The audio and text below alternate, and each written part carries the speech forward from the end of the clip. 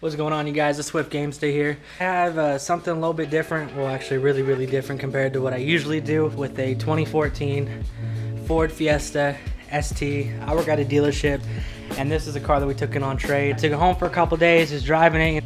It does have an intake, does have a bigger blow-off valve, lowering springs, wheels, turbo back exhaust. And in the midst of me doing a couple pulls with this car, my GoPro comes flying off the side of the freaking car. And it was mounted right there.